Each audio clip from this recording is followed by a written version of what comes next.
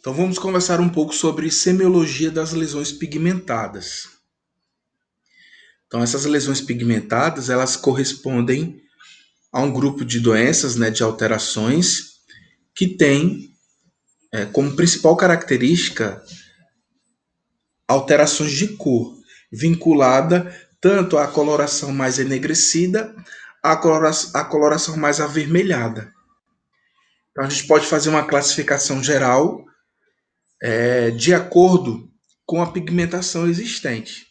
Então a gente tem um grande grupo de lesões pigmentadas que a gente chama de exógenas, onde eu tenho algumas alterações vinculadas, como a tatuagem por amálgama, as tatuagens ornamentais e a língua pilosa, que nós vamos estudar com mais detalhes a tatuagem por amálgama e a língua pilosa.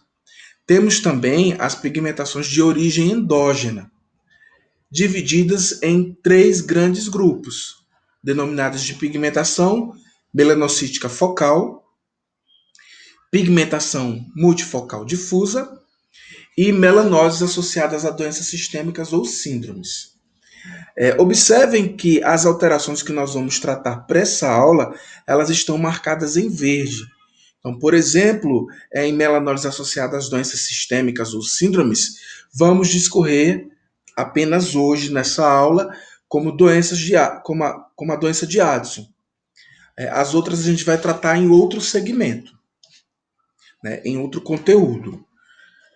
E para terminar, as pigmentações vasculares, vinculadas aí à coloração vermelha, onde eu tenho os hemangiomas, as varizes e as telangiectasias. Então, falando um pouco, primeiramente, das pigmentações exógenas, onde eu vou ter o aparecimento da lesão enegrecida, pigmentada, né, amarronzada, por conta de um agente externo. Então, a tatuagem por amálgama é um exemplo de pigmentação exógena, tem uma sinonímia conhecida como agirose focal, e sua etiologia é dada pelo amálgama de pratas nos tecidos moles da boca.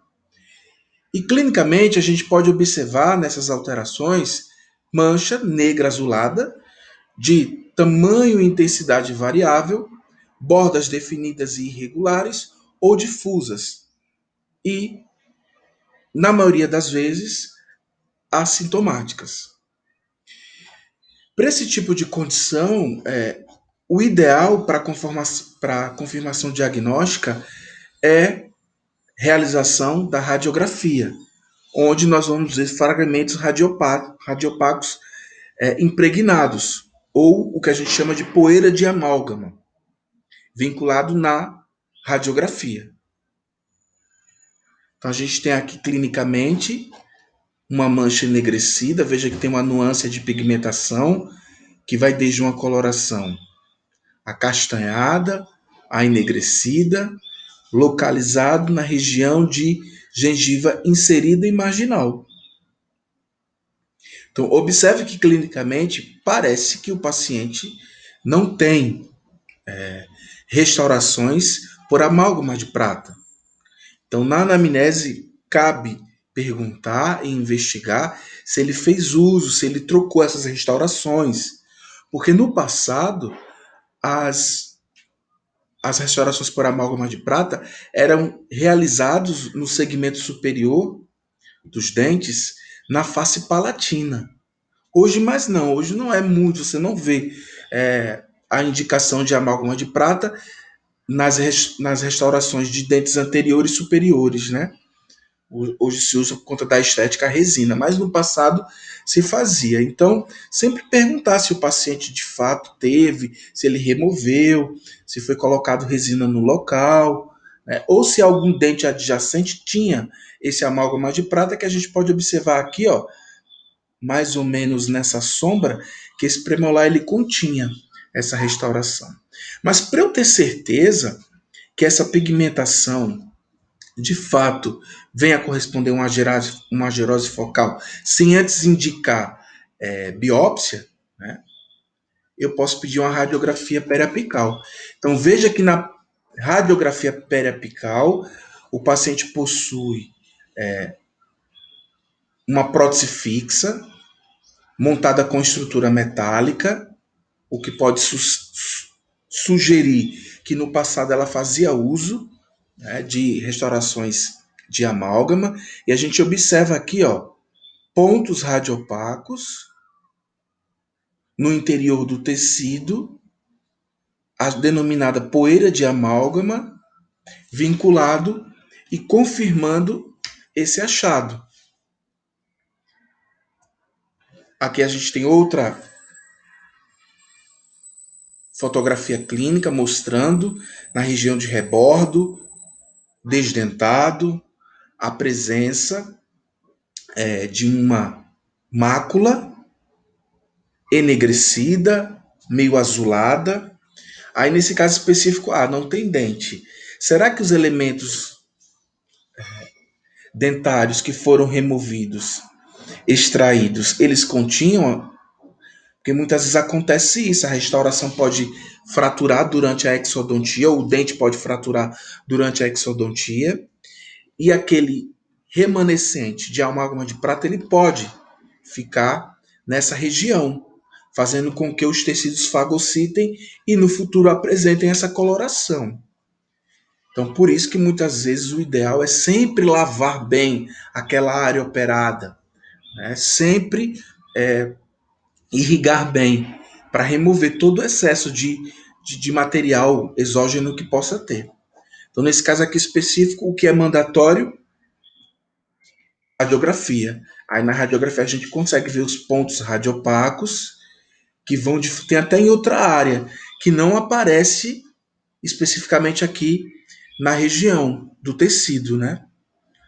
Mas você vê que aqui, ó, confirma bem na região de linha oblíqua externa, a gente consegue ver o rebordo ósseo desdentado, né, o processo alveolar aqui bem reabsorvido e a presença dessas alterações, dessas impregnações por amálgama de prata que confirmam a lesão. Caso a gente tem também outra outra fotografia clínica que mostra isso, a gente vê aqui, ó, na região de fundo de saco vestibular, ó, uma pigmentação enegrecida. Para a investigação do caso, radiografia. Então, na radiografia, a gente consegue perceber, ó, um acúmulo de amálgama de prata dos tecidos circunjacentes, que evidenciam que, de fato, a alteração é por amálgama de prata. Nesse caso, o que, é que a gente faz? Geralmente remove, né, até para confirmar mais ainda pelo histopatológico. Mas nesse exame histopatológico tem que estar conjugado o exame radiográfico junto com o exame anatomopatológico, né? Ele vai dar um indicativo maior que é uma lesão, uma pigmentação exógena por amálgama de prata. Então uma coisa está vinculada da outra. Porque muitas vezes no exame radiográfico pode ser que não apareça. Aí que se pensa mais ainda em realizar o exame de biópsia seguido do exame anatomopatológico. Tá? Então, para diagnóstico das argirose focais, das tatuagens por amálgama, sempre é mandatório ter esse raciocínio de investigação, de apontar exame complementar, que é o uso da radiografia, seguido do exame de biópsia com análise anatomopatológica. Então, sempre pensar dessa forma, para descartar as neoplasias, né? Sempre pensando dessa forma. A língua negra pilosa, ela é uma condição benigna que envolve a dilatação e profusão das papilas da língua. A superfície superior da língua fica com a coloração preta ou marrom. Em alguns casos, as papilas se alongam, dando uma língua um aspecto piloso ou peludo. Então, é uma característica bem reacional, né, frente à saburra lingual. Então, a gente tem aqui, ó, a alteração típica da língua negra pilosa. Veja que também tem associado a língua saburrosa e esse crescimento reacional por conta do acúmulo de alimento faz com que as papilas dessa área do dorso, né, as papilas linguais, elas cresçam, elas aumentem de tamanho, provocando esse aspecto peloso ou com pelos. Esse tipo de alteração é muito vinculado aos pacientes tabagistas.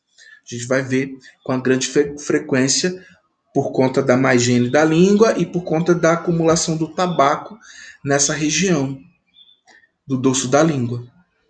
Então é muito comum a gente encontrar nos pacientes que são tabagistas.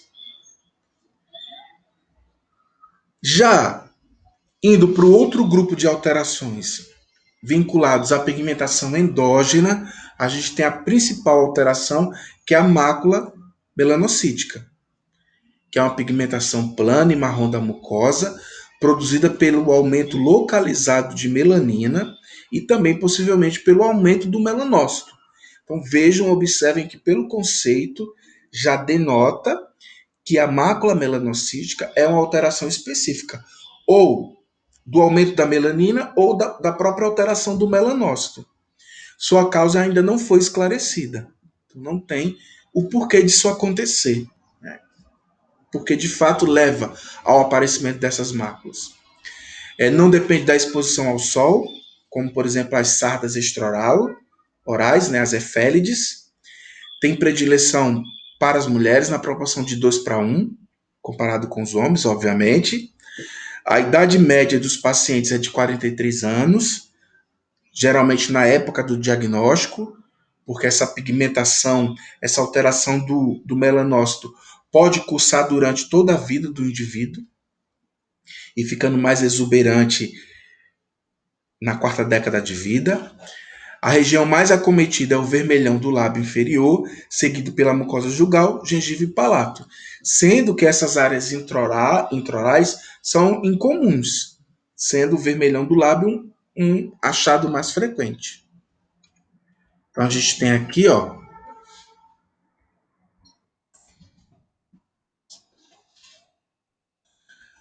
importante alteração na região. Professor, saiu o slide. Eu vou projetar. Conseguem ver?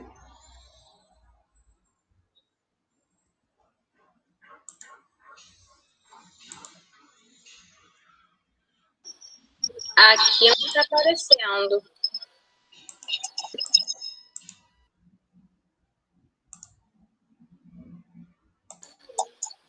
Agora apareceu. Ótimo. Então a gente tem aqui, ó, as características clínicas dessa mácula melanocítica. Veja que no vermelhão do lábio, ó, é uma região é uma área mais plana, bem pigmentada, circundada, né, com limites precisos. Então, o vermelhão do lábio é a área mais comum. A gente tem aqui, ó, a histopatologia, uma fotomicrografia que mostra, ó, a alteração de melanina presente no tecido conjuntivo. Aqui uma região do palato com essa própria característica. Nesse caso aqui específico, vejam que o paciente tem uma mácula melanocítica e tem outra alteração aqui que a gente vai ver mais à frente, ó. Aqui ela já tem uma pápula vinculada que a gente vai estudar mais à frente, que é diagnóstico diferencial para mácula. Mas a mácula geralmente tem essa coloração mais enegrecida. Muitas vezes, para diagnóstico específico, o exame clínico é soberano. Na dúvida, se o paciente tiver algum sintoma, for uma área constante de trauma e a alteração ficar com nuances de cores, por conta do diagnóstico diferencial, cabe realização de biópsia. Mas se não tiver essas alterações, tiver essa coloração mais plena, ó, e é um achado longo, o paciente tem há muito tempo, a biópsia não é indicado, e sim um acompanhamento. Na dúvida, se tiver alterações específicas de tamanho, de volume, se essa coloração ficar diferenciada, aí cabe-se realização da biópsia, tanto para o vermelhão do lábio ou para as áreas intraorais, porque a mácula melanocítica o principal diagnóstico diferencial dela, que a gente tem que sempre pensar, é o melanoma de mucosa. Aí, por conta disso, na dúvida, tendo essas alterações marcantes de superfície, ulceração, nuances de coloração, cabe-se, se aponta realização de biópsia para descartar melanoma. Geralmente, como eu falei lá ó, no conceito, essa alteração ela tem um período bem longo. Os indivíduos apresentam um determinado momento da vida e muitas vezes se culmina o aparecimento, o desabrochar da lesão lá na quarta década de vida, mas ele percebe que há muito tempo que ele tem esse tipo de alteração. E, obviamente, como ele vai envelhecendo, a pele vai ficando mais fina, mais delgada, então com isso faz com que ele apresente ela com mais exuberância, que não denota que teve um crescimento rápido, diferente dos melanomas que a gente vai estudar mais à frente. Tá? Então, para diagnóstico, na dúvida, tendo alterações marcantes, aponta-se fazer biópsia, para descartar melanoma ou outra alteração neoplásica específica. Caso não tenha o acompanhamento da alteração evidenciado. Já o nevo melanocítico, que também entra como um diagnóstico diferencial para a mácula, a gente tem como a malformação da pele e mucosa, e geralmente são congênitos ou adquiridos. Então, muitas vezes, os pacientes já são portadores da alteração e estão vinculados desde o nascimento. Então, a gente vai encontrar desde pápulas a máculas marrons ou negras. Como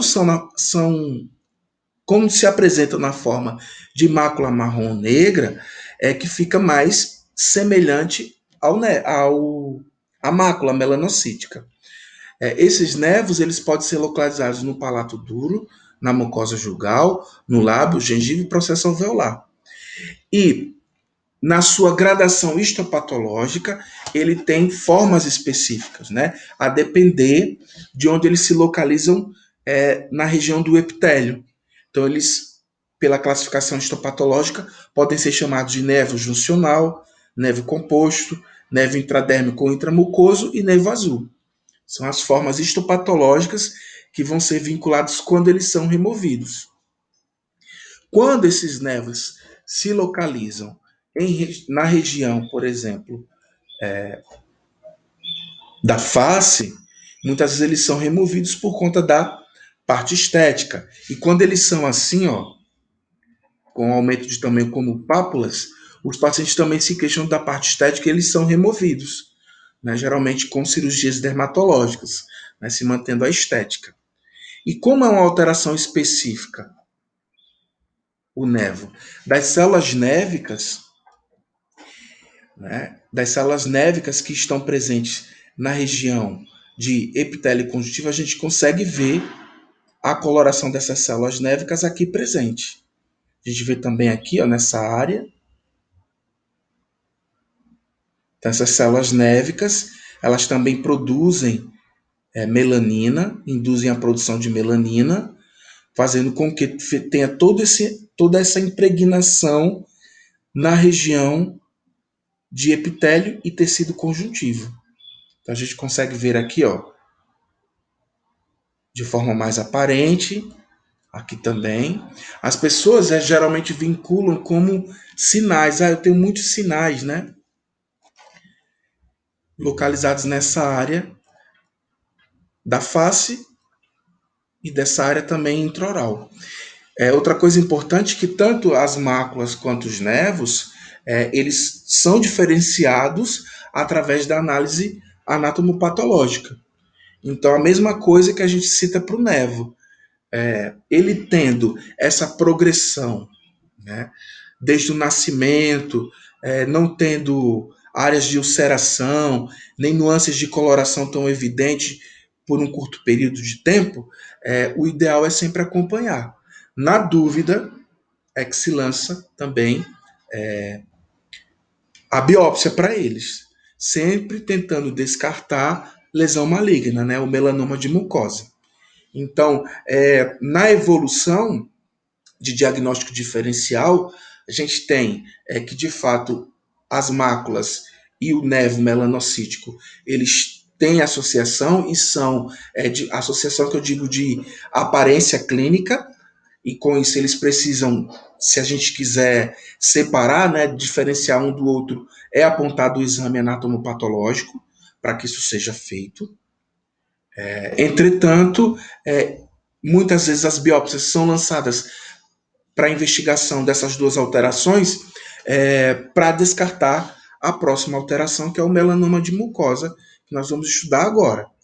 Aqui também outro caso, mostrando em rebordo alveolar, uma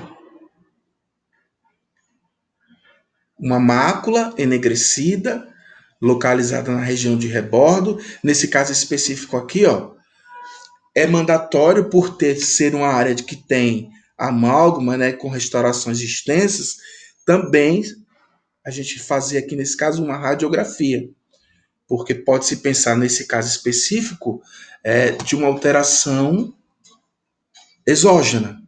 Então a gente já descarta. E tendo essa dúvida, lança-se o exame de biópsia. E aqui no exame de biópsia a gente consegue ver as salas névicas aqui, ó, presentes na região a meio caminho, né, do epitélio conjuntivo, como diagnóstico de nevo melanocítico. Já o melanoma é um neoplasma maligno de origem melanocítica, então, em termos práticos, é o tumor maligno do melanócito. Geralmente acontece na sexta e sétima década de vida, mais comum. Como características clínicas temos mácula marrom negra, localizadas tanto no palato duro, gengiva mucosa alveolar. De certa forma, apresenta superfície papular ou nodular com ulceração. Então, a gente consegue ver aqui, ó, as alterações específicas. Veja que é uma lesão que cresce com mais abundância, com superfície ulcerada e de forma bem difusa. Além dessa área, temos outras áreas aqui que são sugestivas. Aqui a análise anatomopatológica, uma fotomicrografia que mostra a alteração atípica dos melanócitos localizados aqui no tecido conjuntivo. A gente consegue ver os melanócitos alterados, com mitose, atípicas, o que de fato marca esse tipo de alteração. Aqui a gente tem outra lesão, outra foto clínica, mostrando que essa região já está mais ulcerada, já mais tumoral, enegrecida, e na dúvida, para descartar, é lançado o exame de biópsia seguida da análise anatomopatológica. Aqui outra alteração que lembra até outras coisas aqui nesse caso, né? Mas era também um melanoma de mucosa, que a gente vê uma lesão mais enegrecida. Aqui a gente consegue ver as fotomicrografias, a fotomicrografia mostrando os melanócitos alterados, com atipia celular, mitoses presentes também. E veja que a superfície já fica mais ulcerada. Então, as ulcerações nas superfícies dessas lesões enegrecidas marca de fato a dúvida e requer um exame mais detalhado, que no caso é a biópsia. Então a gente comparando, ó, aqui outra lesão, ó, vejam que nesse caso já é uma mancha com um aspecto maior. Tudo bem que os limites estão precisos, mas veja que já existe uma nuance de coloração. Isso é outra característica que a gente tem que observar. Então, para isso é criado, por exemplo, o sistema ABCDE, para a gente descartar lesões melanocíticas de um modo geral, para lesão maligna, né, que é o melanoma. Então, é esse critério do ABCDE, que quer dizer assimetria. A gente vê que são lesões que têm uma assimetria com relação ao seu todo.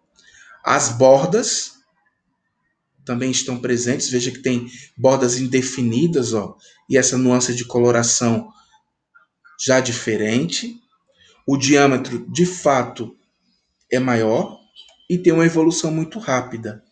E então, através desse sistema ABCDE, quando a gente encontra as lesões enegrecidas, eles podem ser lançados para justamente a gente suspeitar de melanoma e, com isso, indicar o exame de biópsia seguido da análise anatomopatológica.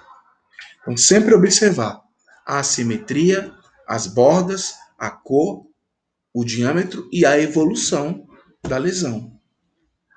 Então, sempre vai estar vinculado a esse sistema ABCDE para a gente descartar. Então, a gente tem como principal elemento de diagnóstico diferencial dos melanomas a agerose focal, a mácula melanocítica e o nevo melanocítico. Então, sempre que a gente está diante das lesões enegrecidas, tanto intraoral como perioral, a gente sempre tem que lembrar desse sistema ABCDE, para justamente a gente descartar o melanoma. Surgindo dúvidas com relação a esse critério específico do ABCDE, aí que a gente vai lançar o exame de biópsia seguido de análise anatomopatológica, justamente pensando na importante lesão maligna que é o melanoma de mucosa. Né? Então, ele é o principal diagnóstico diferencial das lesões pigmentadas de um modo geral. Aí, lembrando a agerose, lembrando a mácula melanocítica e lembrando também o nevo melanocítico. Então, sempre eles entram como características mais importantes para diagnóstico diferencial da principal lesão maligna pigmentada, que é o melanoma. Então, sinais de alteração para o melanoma, aquilo que a gente já falou, vinculado ao sistema ABCDE. Aparecimento recente, redução e aumento do tamanho, elevação em parte em toda a lesão, alteração de cor, ulceração ou fissura na superfície. Então, esses seriam os principais sinais vinculados ao sistema ABCDE, que a gente sempre tem que lançar mão para descartar o melanoma de mucosa. Ok, gente? Perguntas, dúvidas? Deixa eu dar uma olhada aqui.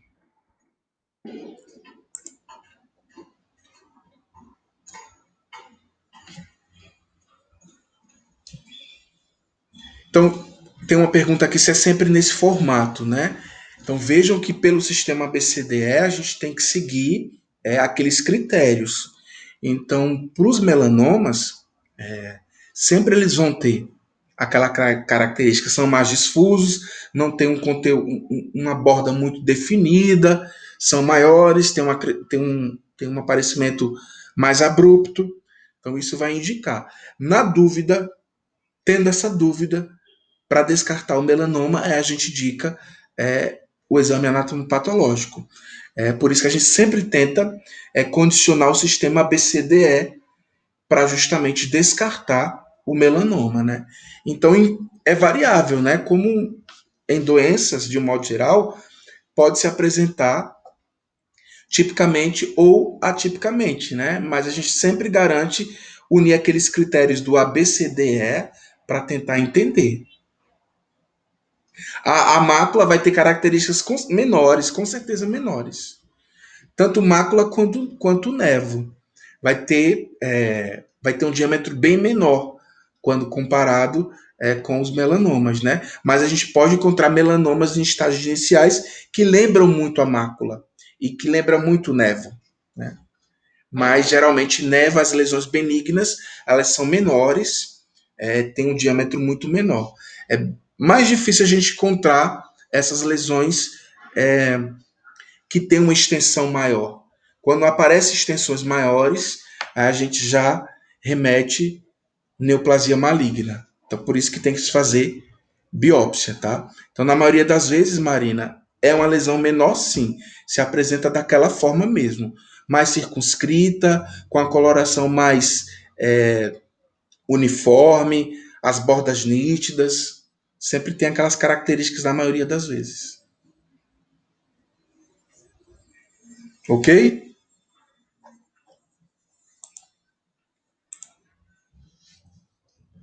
Então vamos continuar.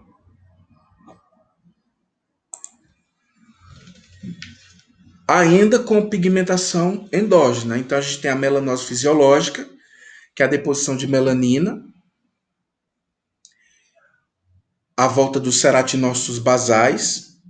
Então a gente tem manchas pigmentadas de tamanho e forma variável, localizadas geralmente na gengiva inserida, seguida de mucosa jugal, palato e língua. Então a gente tem aqui uma alteração específica por conta da coloração da pele, está muito vinculado em pessoas que têm, né, a cor de pele mais pigmentada. Então a gente tem essa exuberância, essas manchas enegrecidas nessa região de mucosa, aqui também, mostrando para a gente. E nesse caso, sempre orientar o paciente que não existe tratamento, né? Isso é uma condição, tanto que muitos autores descrevem como alteração de desenvolvimento em face da própria pigmentação da pele do indivíduo. A gente tem aqui também, pode ser também difuso. Nesse caso aqui a gente já confunde com outras coisas, né? Mas veja que aparece em vários locais, a mucosa jugal, palato, rebordo, fundo de vestíbulo, em outras áreas aqui, é bem multifocal, né? Essas colorações, para a gente não pensar em outra condição, né? Maligna, por exemplo. Já a melanose do fumante, a deposição de melanina à volta dos ceratinócitos basais em pacientes fumantes. Então, parece que os componentes do cigarro, né, do tabaco, eles tendem a fazer com que esses melanócitos tenham uma deposição de melanina aumentada na área dos ceratinócitos basais. Então, são manchas pigmentadas de tamanho e forma variável, geralmente localizadas em gengiva labial anterior de fumantes. Então, a gente encontra com maior frequência nessas áreas de gengiva dos dentes anteriores e inferiores. Mas também podemos encontrar em outras áreas da boca. Então vejam que aqui nessa área da mucosa jugal, na língua também.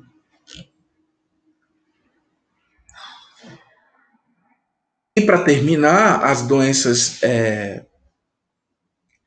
que são vinculadas às pigmentações endógenas, a gente tem a doença de Addison, ou também chamada de hipoadrenocorticismo.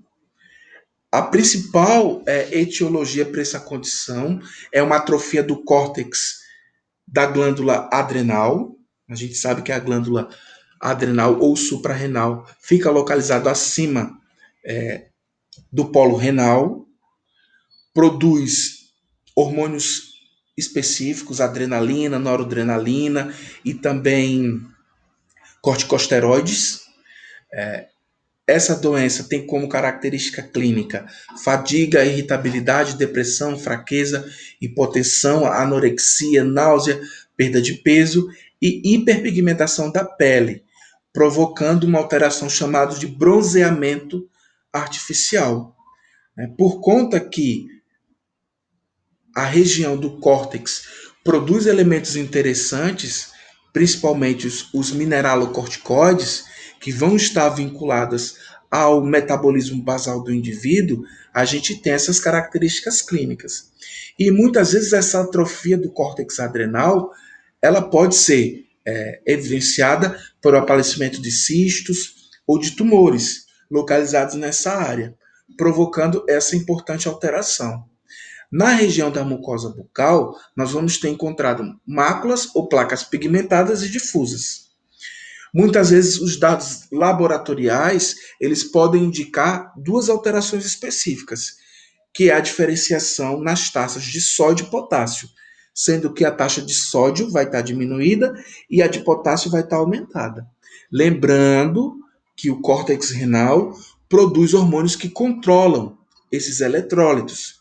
Então, por isso que eles estão alterados dessa forma. E muitas vezes, para se trazer a normalidade dessa doença, o uso de corticoides é mais indicado, né, para deixar aquele metabolismo dos mineralocorticoides nas taxas normais. Então, os corticoides são empregados. Geralmente, o manejo clínico para esse tipo de paciente é condicionado pelo endocrinologista por alterar especificamente esses hormônios produzidos nessa área do córtex renal. Do córtex, desculpa, adrenal.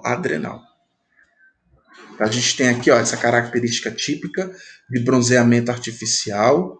Então, encontro máculas localizadas na região da face,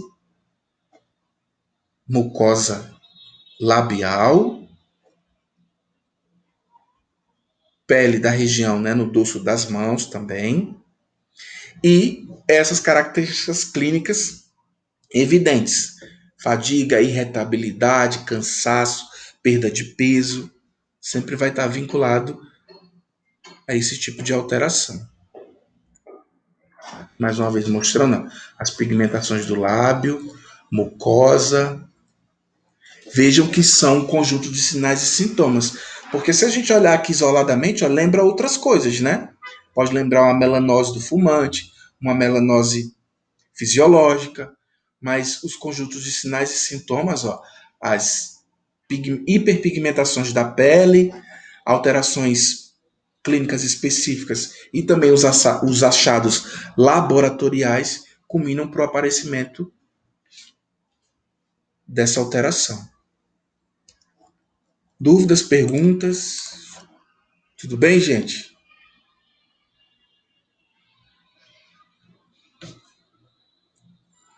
Tudo certo? Professor, só duas coisinhas. Pode falar, pode perguntar. A tatuagem por amálgama é sempre pela absorção tecidual do amálgama? Ou Isso. Fagocitose. Tá, beleza. E a doença de Addison pode ser confundida com melasma durante o exame clínico? O exame físico? Sim. Quando a gente faz a investigação, por melasma, clássico, pós-gravidez. As manchas apareceram depois da gravidez. Depois que eu fiquei grávida, apareceram essas manchas na minha pele. E geralmente os melasmas, eles são vinculados apenas na região da face, né? A gente quase não tem. Os melasmas têm essa característica. Então, na hora que você examina a pele, conjunto de sinais e sintomas, aí você já vai descartando, né, os melasmas, mas pode confundir. A doença pode confundir com melasma, melanose fisiológica, melanose do fumante. Aí quando você faz a investigação dos sinais e sintomas, aí que você já culmina mais para a doença de Addison, porque tem características sistêmicas mais marcantes, né? Irritabilidade, perda de peso, a pessoa fica prostrada, tem alterações laboratoriais específicas que eu falei lá, né, nos componentes de sódio e potássio, e tem essas hiperpigmentações na pele como um todo, né? Beleza, obrigada. Aí a gente tem que agregar mesmo sinais e sintomas, não ver de forma isolada. Mas lembra muito, se eu isolasse aquela face, né, que eu mostrei aqui, ó, aqui, né? Lembra muito melasma, muito, muito.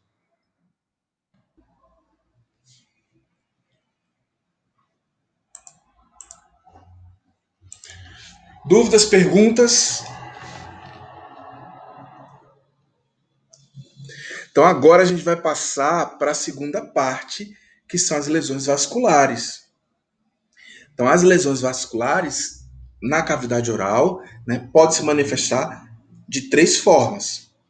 Então a gente tem aqui, ó, deixa eu projetar para vocês.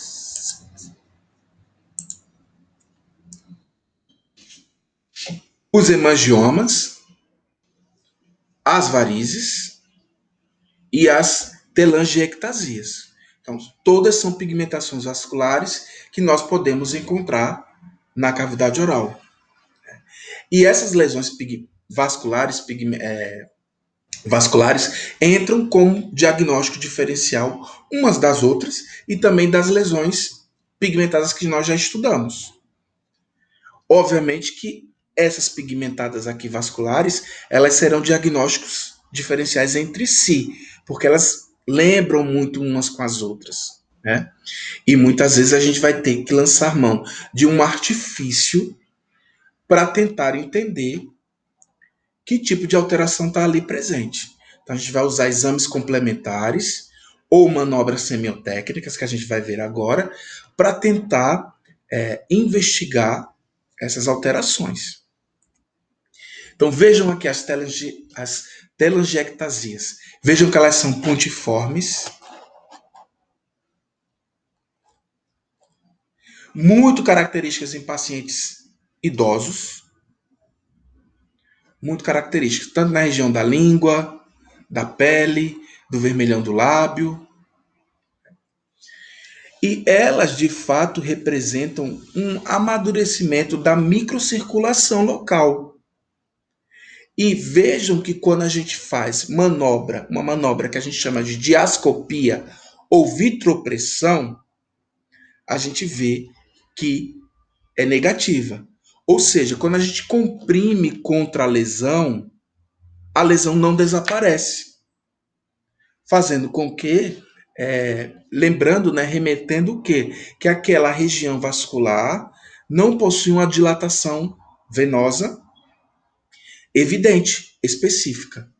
Então parece que são microvasos localizados na superfície do tecido, né? É o que identifica esse tipo de alteração vinculada a esse grupo específico de pacientes, já da terceira idade. O hemangioma. O hemangioma será, né, de fato, né, uma neoplasia benigna dos vasos sanguíneos, onde se apresenta com essa característica tortuosa e com essa superfície assim, ó, corrugada. Quando a gente faz a palpação dessas regiões dos hemangiomas, a gente observa que existem granulações, porque de fato os vasos, né, e o sangue localizado nessa área tendem a ter essas microcalcificações. Então a gente consegue ver isso durante o exame, né, perceber isso durante o exame clínico. Uma coisa importante que a gente também tem que lembrar é que no exame de diascopia ou vitropressão, que é a compressão com a lâmina de vidro contra a lesão, para os hemangiomas, esse tipo de manobra será positiva. Ou seja, por ser uma lesão vascular congesta, com muita quantidade de sangue, ocorre o quê? O esvaziamento durante a compressão. Então, aquela quantidade de sangue ali localizada nessa dilatação venosa, corrugada, tortuosa, tende a desaparecer, escoar para o tecido, né, para as veias colaterais da região. Então a gente diz que a diascopia ou a vitropressão para os hemangiomas são positivos. Realmente desaparecem quando a gente comprime a área. Já as varizes, nós vamos observar que nas varizes é o mesmo que a gente tem que lembrar da característica clínica dos membros inferiores. O que são as varizes? São vasos bem tortuosos, com incompetência de fazerem a drenagem de forma mais evidente. Muitas vezes essas varizes são vinculadas também aos pacientes mais idosos, por conta que aquela vascularização já está mais amadurecida, já foram criados variantes, os vasos ficam, digamos que incompetentes, né? E são criadas essas variantes, formando vasos mais numerosos e tortuosos, o que a gente lembra e chama de varizes. Então nada mais é que uma incompetência da parede ali do vaso, fazendo com que ele crie variantes e fique de forma mais numerosa. Então, são achados que não precisa de tratamento específico, né? Só acompanhamento, que muitas vezes estão vinculados a esse grupo de pacientes da terceira idade. Ou, muitas vezes, a gente também tem como uma confirmação, quando os pacientes apresentam essas alterações, muitas vezes é no grupo de mulheres, mais comum, e também a gente pergunta se a paciente ou o paciente é portador de varizes de membro inferior. Muitas vezes isso acontece. Tem varizes no membro inferior e também tem as varizes linguais, localizadas nessa região. As varizes, elas podem também aparecer em outra área, como, por exemplo, mucosa jugal, pode também aparecer em outras áreas, mas o mais comum é no ventre de língua, aqui mostrado, mas pode também aparecer em outras áreas isoladas da boca, o que vem a confundir com outras coisas, como, por exemplo, um hemangioma menor, ou também uma lesão pigmentada.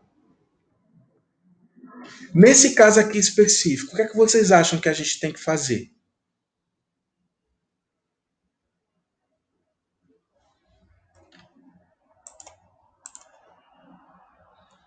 Nesse caso aqui específico. Vitropressão, professor? Isso, fazer a vitropressão. Fiz a vitropressão, olha como apareceu. Fiz a inspeção, palpei, vi que era flutuante, não vi para esse caso também, ó, nodulações, não vi nada disso. Mas vamos usar a principal manobra para descartar as lesões vasculares, que é a vitropressão. Nesse caso aí específico, eu vejo uma coloração mais azulada, né? Tá um pouco azulado. Não tá tão avermelhado, né? Mas tá meio azulado. Então, poxa, pode ser uma lesão vascular. Fiz a vitropressão, deu isso aqui, ó. Deixa eu mostrar para vocês.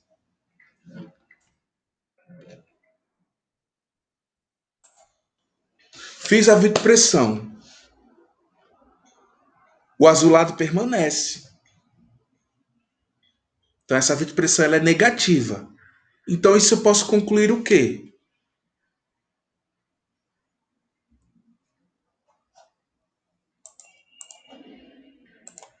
Deu negativa. Eu posso pensar em hemangioma para esse caso? Não. Não. Já descarta hemangioma. Mas eu estou intrigado. Mas o que vem a ser isso? Vou fazer uma biópsia, correto? Para eu saber o que é isso aí. Mas antes de fazer a biópsia... deixa eu mostrar. Não está vendo direito. Melhorou?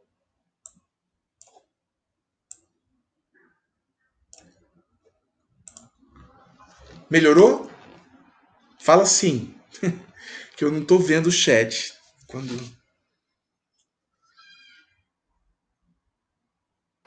Ela disse que melhorou, professor. Ótimo, valeu, gente. Obrigado. Nesse caso específico, vitropressão negativa. Já tento pensar que não é hemangioma, não é uma lesão vascular, mas ainda eu estou com dúvida. O que é que eu vou fazer na dúvida? Para essas lesões que eu investigo se são vasculares ou não, se são lesões associadas a vasos. Por mais que a vitropressão tenha dado negativa. Eu vou realizar o quê? Uma biópsia. Nesse caso específico, que tipo de biópsia eu tenho que fazer?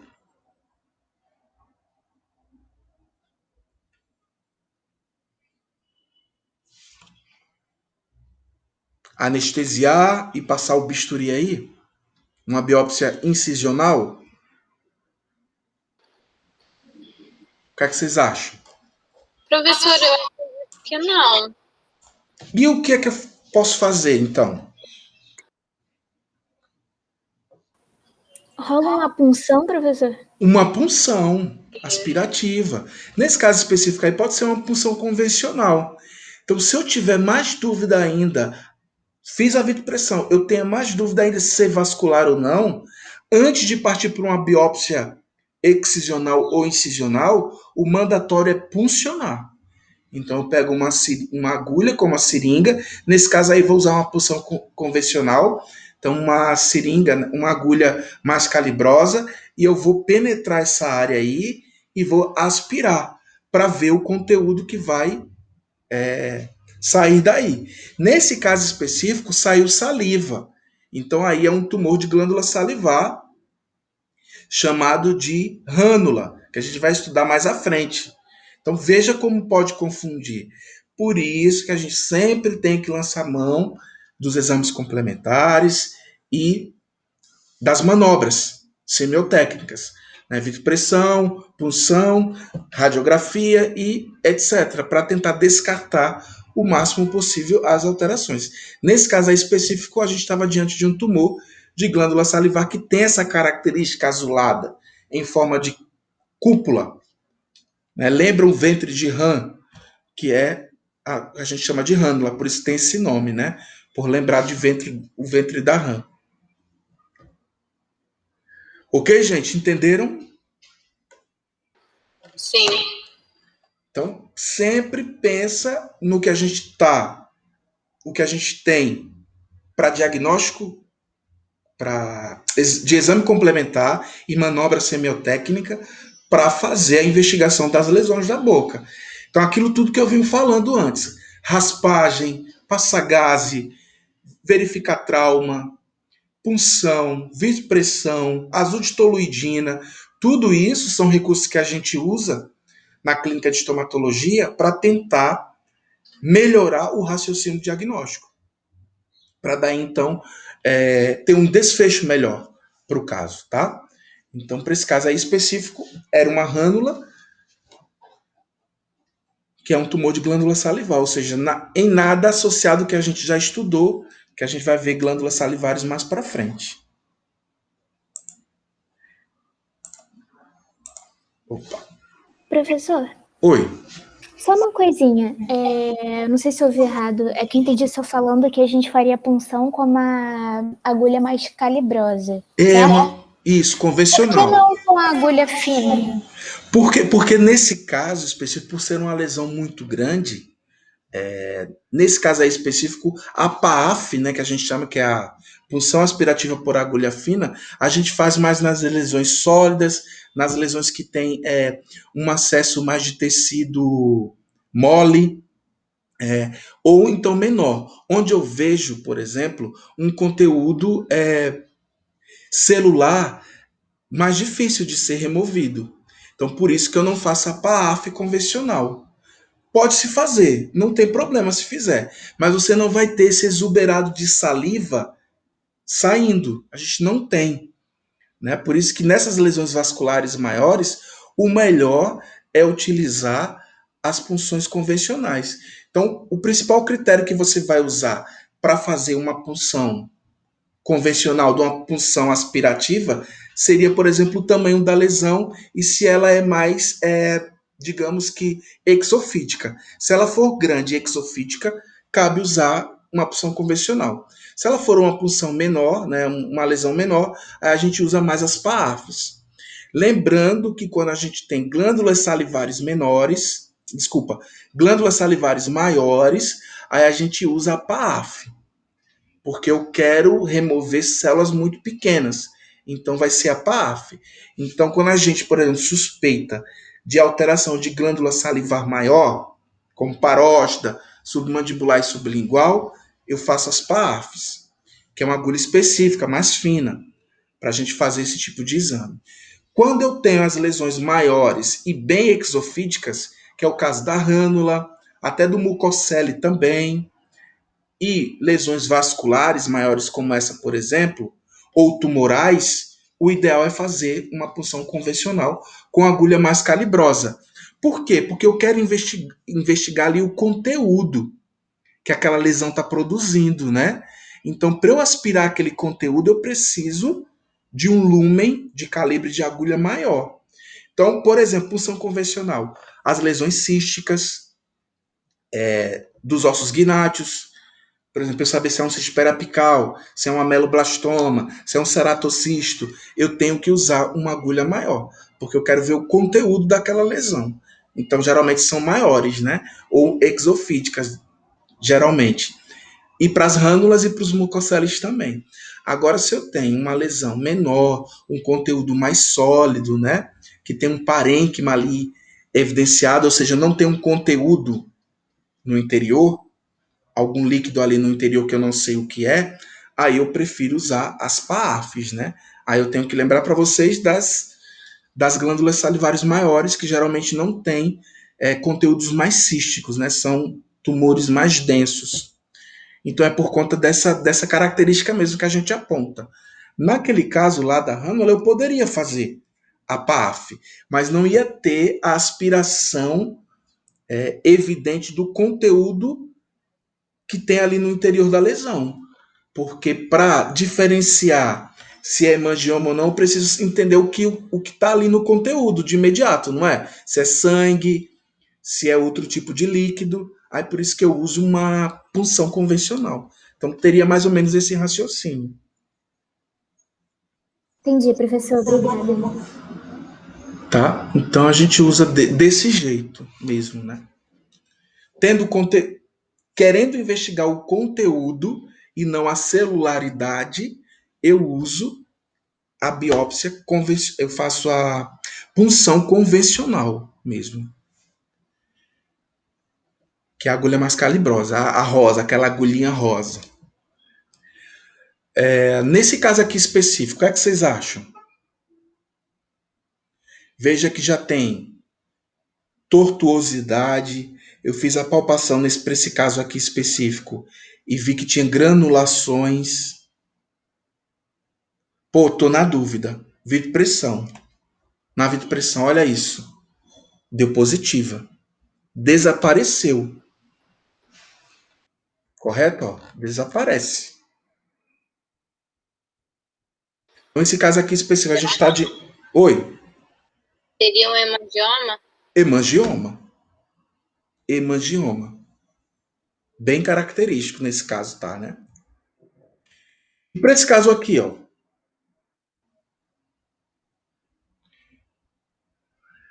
Eu tenho essas manchas localizadas na região da pele. Eu não consigo, eu me embolo na palavra. Telangiectasia. Isso. O que é que eu preciso fazer? Faz a.